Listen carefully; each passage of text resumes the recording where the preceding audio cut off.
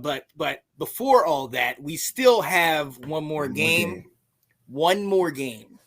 And if you know how we do, okay, we always we feel some type of way about this opponent, even though they might be dominating us for the most part. We always feel some type of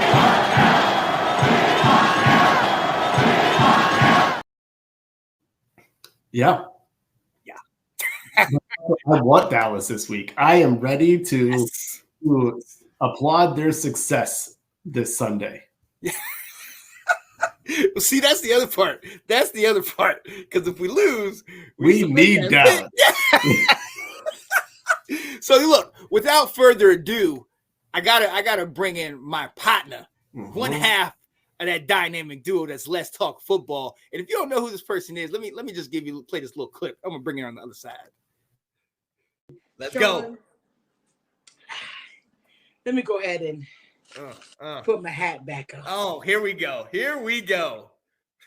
It's been a long time coming, but I know the change gonna come. The Cowboys, oh Lord, will finally, don't do it.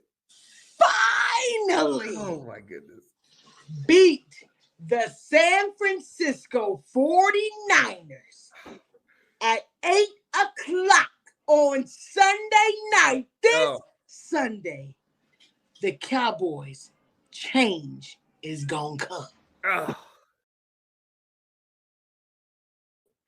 You had to play that clip, right?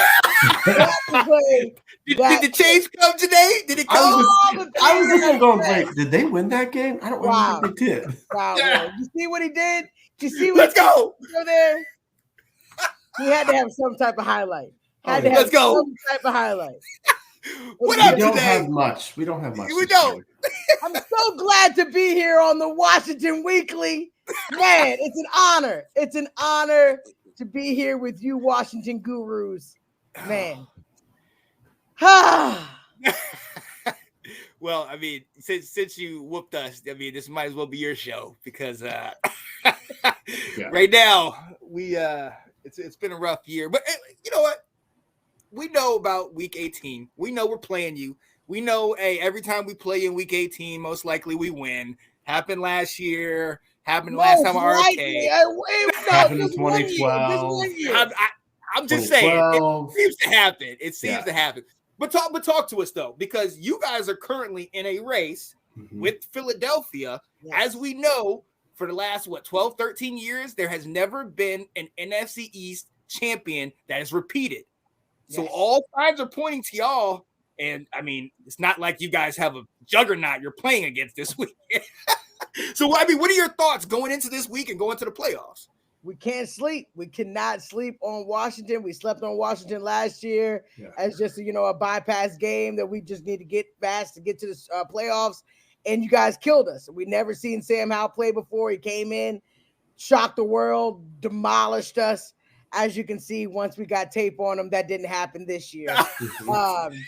And we still have that tape, Sean. So I know you're hoping and wishing. Now, what I would think would happen is, why not stick with Jacoby, man? You guys have, for now, I mean, just for the finishing the season, Jacoby Brissett has come in and then gave you guys sparks 2 weeks in a row, I believe. I don't see anything wrong with it. If Sam's going to be your guy for the future, you don't. He's injured. Oh, yeah, that's what they're saying. That's what they're saying. He's injured. That's what they're saying. I'm just like, but we can see. I just think that Sam is not your guy. I've said this from the very beginning. Wow. I will pose that question to you. Sam, how? And Sean has not listened to me forever about this concept, but he talks so much trash about Kirk Cousins. Yeah. So much trash. But Kirk Cousins gave you 4,000 yards each season, more touchdowns than your boy Sam has, way less interceptions, but you think Sam's your guy and Kirk Cousins was just, get him out of here. Is Sam really your guy? Or should you be vying for one of these dynamic quarterbacks that's coming out of the draft this year? We are drafting a quarterback with our first pick. Here's the problem with Washington. Thank you, Will. Thank you. This is you said it. Besides Kirk Cousins, you have to go back to Brad Johnson. But since the last time Washington has just anything competent at quarterback. And so when Sam can just create and complete a pass downfield consistently, we go, what? We might need to build around this guy. Go look at the list. That is Sean. That is Sean. It's all Washington fans. That's why they're so clouded right now. Go look at that list of all those quarterbacks jerseys that are on somebody's bed. Thank you. That none of them have been talented, and Sam has some talent enough to be in the league. But if you take away the first half of the season, not even the first half, but definitely the first half, the minute we played after the Dallas game on, he's been atrocious. Why has he been atrocious? Because there's film out on this guy. Because they've had a chance to see what he does and know what he doesn't do, and they're exploiting it. I'm sorry, Sean's just getting railed on this one. I'm glad you're speaking knowledge. But it has. You need to listen to a Cowboy fan. He thinks I'm just out to get his guy, but I said it from the very beginning. Yards don't matter if you don't get W's. The same thing with Kirk Cousins. He's got a lot of yards, but he didn't get you guys W's. Correct. Is this a team sport? Is this a team sport or is it one player sport? That's all I'm asking. But you have to have a quarterback that is going to win you games. Okay. Yeah. Do you like our head? Do you like Ron? Would you like Ron to coach your team? I didn't like Ron when you got him. I told you this. Okay. What about Jack Del Rio? What about the lack of offensive line? Why are we not? We could all blame Sam. And look, I will admit this. Sam might be just a backup. You're going to need to give him the type of weapons that Purdy has in San Francisco for him to truly be that. Right. Yes. But Washington doesn't like to do that. No. They are the team out of the 32 teams. You guys are like the 5 teams that do. You guys got so much money that you could totally build a team. But you don't do that. They don't know how to. Ownership, maybe you will.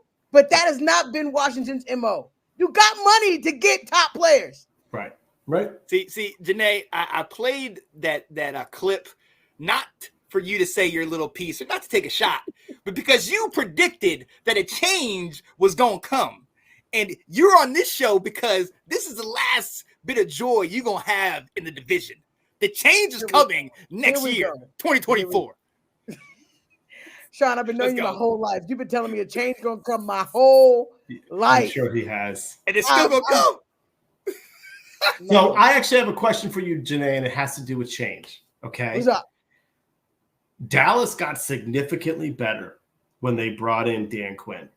Yes. And he is rumored to be one of the hot coaches.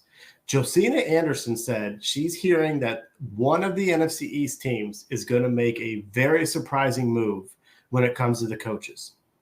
Do you think Dallas could potentially sit here and say, we can't lose Dan Quinn? We can lose Mike McCarthy, but we can't lose Dan Quinn. Who do you think is the head coach of Dallas going into 2024? That's tough. That's very tough. How do you fire a coach that's now going to get you 3 consecutive seasons of 12-5? Yeah. How do you fire a coach and then take the risk? Because we do remember Dan Quinn had a good season with Atlanta, a good season, right? Let's not forget the one season. Correct. That Ryan played amazing. They got to the Super Bowl, did not win, but they got there. Right. That happened. Do you take the risk of making Dan Quinn the coach and then it doesn't work out? Maybe it works for the defense. The defense they definitely have something, but I think it helps us. Y'all see Dak is playing out of control. I cannot not say that's not due to Mike McCarthy taking full control of the offense. Now, clock management, we're always gonna deal with that because Mike McCarthy sucks at clock management. Mm-hmm. But what he is good at is freaking developing a quarterback. Dak Prescott looks the best he's ever been. I would not change that due to the fact that we're probably getting ready to pay Dak. Mm-hmm. And with you saying, and I also think we will offer Dan Quinn enough money to not want to deal with the pressure of being a head coach. I think he enjoys being an assistant coach. He still gets just as much recognition for Dallas as Mike McCarthy. It's literally Mike McCarthy, Dan Quinn. You are getting the credit. Mm-hmm. I don't see you going to another team so you can not do all that great. It doesn't conform with other things. Like, same thing with your coach. Rivera was not great with Carolina, and then you picked him up thinking that he would change culture. Mm-hmm. It doesn't work that way. Right. I think that Dan Quinn is a dynamic defensive coordinator, and that's what he is. Mm-hmm. I think that he's perfect with us. We got enough money to make sure he stays with us. And I think that he likes coaching our boys. They've gotten better and better and better. You're developing Micah Parsons. You're developing these top defensive players that we never even heard of. They're just coming out the woodworks. Right. Our defense is like, you're hearing a new name, a sack, Bland. Right. You remember, nobody wanted Bland. 5th round pick. Come on. Yeah. Nobody wanted Bland. Look at him. He's got the record. You know, he's tied up. You're developing players that we would never even hear of. You're getting the credit that's due. I don't think it's smart to get rid of Mike McCarthy. I just think 3 consecutive seasons he's been the head coach, and they're all 12-5. I just don't see you. Just like Tomlin, you got the winning seasons. Why fire a coach? It's hard to find a coach that can get you 12-5. Yeah, we know that. Yeah. We know that. But honestly, and I completely agree. Now, obviously, us being in division, we would not want you to keep him because of how dominant that defense is. But it's almost like EB leaving Kansas City. Everybody's clamoring like, oh, get EB, get EB. And then as soon as you bring him to a team that is not as equipped as a team he had before, you see how he is. Now, I do want to ask you this because you did mention it. McCarthy, 12-5. We know he's been to a Super Bowl with the Packers. He always has you guys in the hunt. And this is not me taking a shot, but this is the facts with obviously the playoffs. Each year you come up to this spot, division, and you get knocked out. When is, as seeing that Jerry Jones just put in Jimmy Johnson in the Ring of Honor, when is that going to be enough? Keeping on McCarthy. Like, when is it not going to be enough to just be 12-5, win the division, and get to the playoffs? When do you have to? The progression. So I think right now, if he gets us to at least the championship, you can't get rid of him. This is progression. First year, nothing. Second year, we got the first round.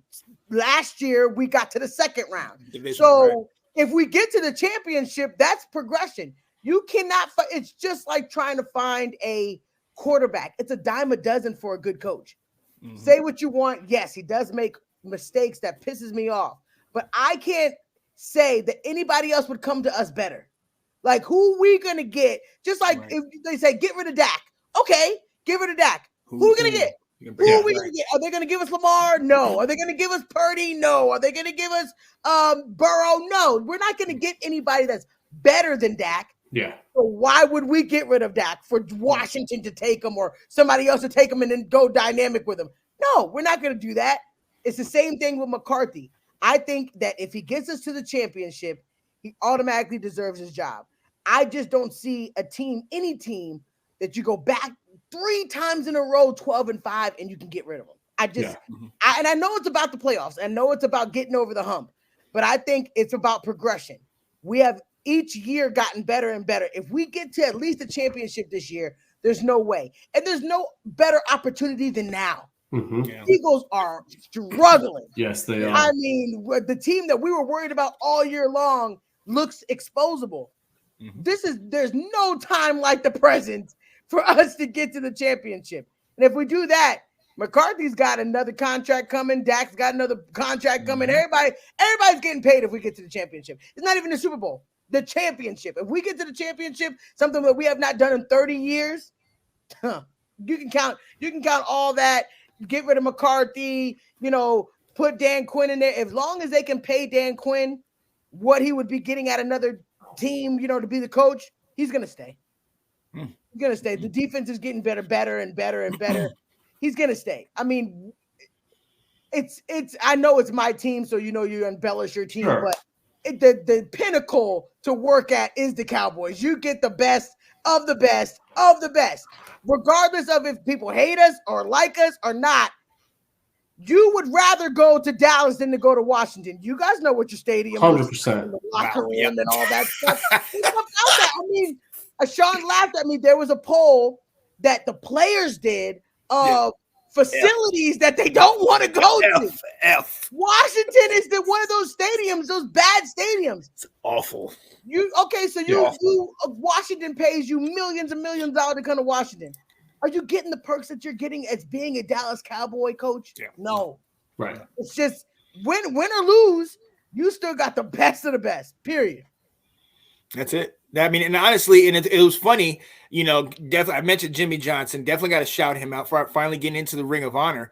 But it was funny in his when he got the mic, which I was surprised that Jerry let him get the mic. Yeah, in Jerry's world. You saw the kiss?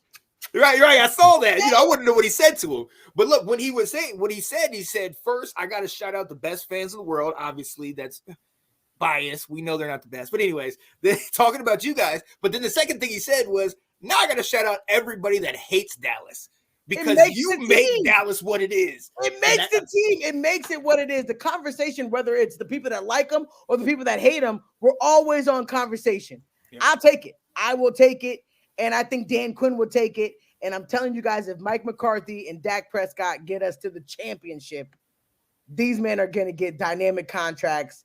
The next 5 years is going to be taken for sure. Yeah. Now, we all know how this story, though, goes today. Not even the reality. We've been talking about this. Dan's like, he was excited in September. He was excited in October. All of a sudden, November came, and he went, oh, what's happening here? And then now December's about to come, and if the Dallas fans recognize, like, oh, we peaked too early. You're right. I mean, I get worried about it. I get worried about the peaking too early.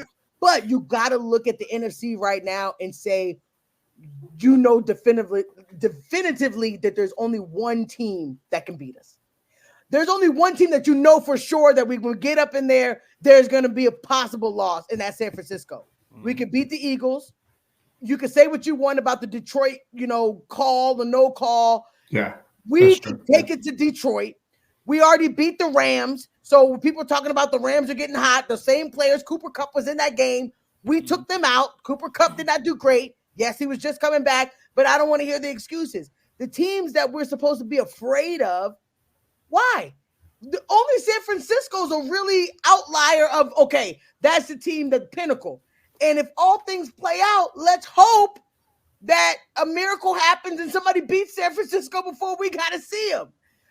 If that works out, then but I think this is the year where we're never going to get as good as it is now. People are hurt. True. Teams are exposed. San Francisco's hot. Mm-hmm. Can't be. Oh, okay. Scott. Whatever you want to say. Look, looks like Wentz is going to get some starting time this weekend too. Oh, yeah. So we'll see about the Rams. But you know what? I think that we could take it to any of those teams. The only one that I'm worried about, which naturally you should, San Francisco, because we haven't beat them.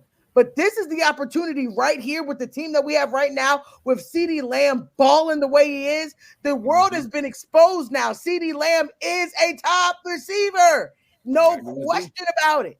So I think this is the only opportunity right now this season where the league is looking funny as hell that we need to capitalize on it. When are we going to talk about the Chiefs, not winning every game and not looking great? When are we going to talk about the fact that Burrow is hurt? He's not going to be in the playoffs. The Bills may not even make it. If they don't win, they're out. Yep. Come on. This is going to be the weirdest playoff time that you can have. And with the NFC, those teams are exposable. Those 8-8 teams, come on, man. I'm not worried about them. I'm worried about San Francisco. Naturally should. But everybody else, I feel like we can beat. The opportunity is now for us to do it. Absolutely. So tell me what changed this year. I honestly haven't watched a whole lot of Cowboys games. So where you've already said Mike McCarthy's kind of been taking over the offense. So how have you guys? I think that all of the years previously, we've had to rely on Zeke, right? We know that Zeke has been a pinnacle of our offense for the last 7 years. This year, we're actually seeing, and they tried to contain it the first couple games. Me and Sean talked about it. Dak didn't have to do much because the defense did so much. They scored at least twice a game. Dak didn't have to do much. So they were trying to contain it, give it to Pollard. But as you're noticing, Pollard is not that 25, touch back. The bruiser, right? Dak has to be the guy, and he has shown you with his play. Even with the Detroit game where they had him in the end zone and they were literally getting ready to attack him, tackle him. He spins out, throws a bomb to CeeDee Lamb, and he scores for the touchdown. Yes. You can't find. We talk about game changers, game managers. This is what we're talking about. Dak has now he went from the game manager kind of guy to showing the world that he can be a game changer, and he's very good. Plus, the defense. Now they have their struggle games. The games that we have lost. The ones that we've been just taking out, it's been against the run. Our defense does get exposed against the run. But what I do like about our defense is that they are strong man-to-man.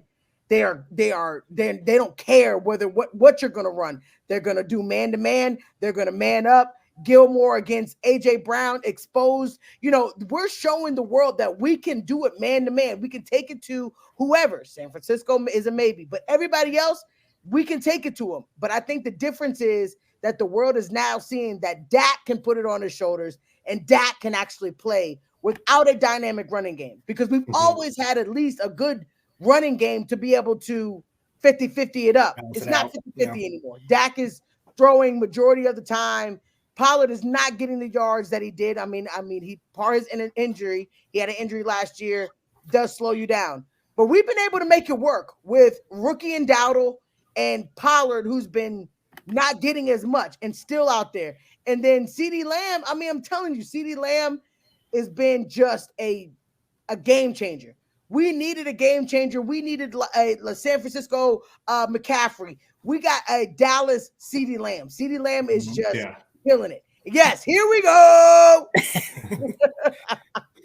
But I think it's truly the offense. Okay. And everybody was so worried about how losing our offensive coordinator this year and making McCarthy the guy. As you can see, Kellen Moore, he did good with Herbert, but no wins, no production out of it. Same thing we were struggling with. We got yards, we can get the points, but there was no production. We were not winning games. And some of those games we weren't winning. The plays were horrible. I think McCarthy's good at that, just time management. He's got to still work on the time management, but his play calling has been phenomenal. Phenomenal. Oh, yeah. Appreciate that. Oh yeah, definitely. Look, what on this show, we talk about these games and we try to pick out how we think these teams will do. And on our segment, we call Keys to Victory. So, Janae, we go around, we give two keys. We give one around the first loop and then one on the second time. We give a key that we think our team will need to do to get the victory. So we'll start with you. What is your first key to victory for the Cowboys? All right. The first key for us is that our defense doesn't let Sam Howell do anything. Like, our defense smothers him so much that he's not able to produce just like he did on Thanksgiving. Just crowd him so much that he's not able to produce. If our defense stays on top and make sure that the quarterback stays pressured, nobody can touch us. Oh, I like that. Will, what you got? Yeah, so keys to a Cowboys victory is to start Sam Howell. Okay? Because as we keep seeing, by the fourth quarter, he starts to falter and throw a bunch of interceptions, and that's a good thing for Washington fans. Now, I will say this for Sam: what I do want to see him do is feed Terry the ball over and over again, because he needs I don't know the number, but he has a chance. He's under 150 yards to breaking 1,000 for the fourth season in a row, which would break a Washington franchise record. He's already done it. He's the 4 years in a row of 900 yards was a record. So he's gotten that. So he has less than 100. But feed Terry, give him a chance to break 1,000 yards, and then throw 3 picks in the fourth quarter like you always do. Cowboys win. Wow. You know what? I never thought on a Washington show I would be outnumbered. Okay. A Cowboys fan and a Washington fan. You know what I say to win the game? You start Sam Howell. Because if we remember correctly, Dallas was in this very same situation a year ago, heading to the playoffs, and they said, we don't have any tape. And Sam whooped them. And you know what? Sam's not playing in Dallas this week, Janae. You ain't got Jerry's world to control the clocks and to control the refs. Sam is playing in Washington. We know where all the little divots in the grass are. We know where all the little leaky drains are. So we're gonna set you guys up. Sam is gonna start. Sam is gonna dominate, but Sam needs to be efficient. No interceptions. He even gets one, we're losing. No interceptions for Sam. I know it's gonna be hard, but that is a key to victory. I know. Janae, what is your second key to victory? I think our second key to victory is letting CeeDee Lamb ball out. Yeah. Just let. I mean, we are now 8 weeks in a row where he's always open. I don't know. He's just fast. He's a great route runner. He can get open. Yeah. Feed CeeDee Lamb. We win the game. Period. I love that. Oh yeah. Will, what you got? Yeah. Feed CeeDee Lamb, because I can't tell you who's going to be at cornerback. So Dallas just needs to throw it. Throw it on first down, throw it on second down, throw it on third down, throw it on fourth down. Don't worry about punting. Don't bring your punter. Let him stay in Dallas, keep that hamstring, that leg nice and warm. Just throw it on fourth down, because you've got Emmanuel Forbes starting. And then I don't know who else is going to be playing, because the guys who started last week, Tariq Castro-Fields, got hurt. Christian Holmes, concussion, got hurt. So I literally don't know who is still on our roster to play the other side of corner, because Kendall Fuller's on injured reserve. Benjamin St. Juice is on injured reserve. They all got hurt here at the end of the season. So just throw the ball. Just keep throwing the ball and test their secondary. In fact, I would love to see you guys give Forbes a chance to learn this is what it's like to be a corner. Show us if you can play or not. Target him. Go after him. Let's go. And see, I think Will's on my side this week. See, it's okay though. It's okay. It's all right. It's all right. See, sometimes in life, okay? See, sometimes you cannot rely on your own understanding. You need some serious extra help. So you need to look on the mountaintop, and you also need to look at the weather report. You won't be in Jerry's world this week. You're going to be in D.C. And what's coming to D.C.? An Arctic front. A snowstorm potentially could be there. At the very least, it'll be cold and wet and dreary, and crazy things happen in January of 2024 when it's snowing and raining in D.C. Washington will win because of the bad conditions out there. That is my last key to victory. Let's go. You know why Sean lives here, right? You live here, right, Sean? You realize the weather's been nice and cozy for everybody. This is the first weekend of cold. I called it a favor. All right. But you also got to know Sean's picking Washington to win because he wants less of a chance to get Caleb Williams, Drake May, that his guy Sam can be the starter next year. So there's a reason why he wants him to win. Every other rational fan is like, lose the game. Let's go, Sam. I'm still rooting for you. Yeah, he is. Yes, he is. He's loyal to forever. Yo, wait, but before we get out of here, I know we all got to go. And I'll be realistic here, and I'm going to show you how realistic I am right now. In reality, Dallas is going to whoop us. It's going to be like 41-17. I do think Sam is going to show up early, but it's not going to last. I'm going to be very honest with you. We will be getting that second pick, and most likely we'll be moving on from Sam. Janae, what is your score prediction for this game? 13-45. Oof. 13-45. And I think you guys won't even get the last field goal until the fourth quarter. But yeah, I think we're gonna put our foot on your head from the first quarter on, and you won't be able to catch up. And I think by the fourth quarter, none of our starters will play. So it's gonna be one of those. I can see that. Yeah. Well, what you think, man? You got to post Nathan's score. Ooh, he's got a lot of faith. Ooh. I'm saying 27-13 Dallas. It may be similar to San Francisco, where in the first quarter, second quarter, Sam's kind of keeping them in the game, and then the second half kickoff's going to happen, and it's all over. There it is. There it is. There it is. There it is. Janae Struther. You haven't given yours. Yeah. I did 41-17. Okay. Oh, you did? 41-17. Oh, yeah, they're going to blow us out. Oh, gosh. Yeah, we're not going to win that. They're going to blow us out. It's going to be 17. It's going to be like 17-13 early, and then they're just going to blow us out. It's just going to happen. I'm realistic in some ways. I mean, yeah. I'm in the church, so I've been praying here for a while. I'm about to stay here tonight. I have evidence, guys. No. If you guys ever need me to post the evidence, he actually posted it while me and Delilah were chatting, and I snapped it that he said the Cowboys are the best. We're gonna win it all. Listen, he said it. I was not feeling myself. Y'all had just put up 45 on me, and I was stressed. It's not even going to matter because I think Philly's going to lose too. I think the Giants are going to beat Philly too. After what the Giants did against the Cardinals. And look, Tyrod almost beat him the last game. Philly did against the Cardinals. Yeah, I think the Giants are going to win that game too. So it won't even matter. But yeah, we're gonna demolish you guys. Wow. I'll be there. I'll be there in the cold. That's right. Enjoy it. It out. I'll be there. Yeah, so I never answered you if I was going to go. The answer is no. I'm not. No, not a chance. Not going to see this thing live. No, not going to happen. Not going. You sure? Not going to happen. Okay. Not going to happen. Right. No, but listen, if it's close late in the game, I will drive up to FedEx, and if we get that W, I will meet you at your car. Let's go. You'll be so hyped for nothing. For absolutely nothing. For bad reasons. Yeah. Yo. We have got to shout out our homegirl, Janae Struther. We appreciate you coming on here. I think this is the first time we've ever done. Yeah, I don't think I've been on Washington Weekly. I'm hyped. Yeah. I get to be on your chats. I get to be on your chats on the side, so it makes me feel good that I can chime in and bash you guys sometimes. So I appreciate that. I'm glad you brought me to the forefront so people can see my face. And stop hating everybody. I know y'all want to say, Detroit would have won the game.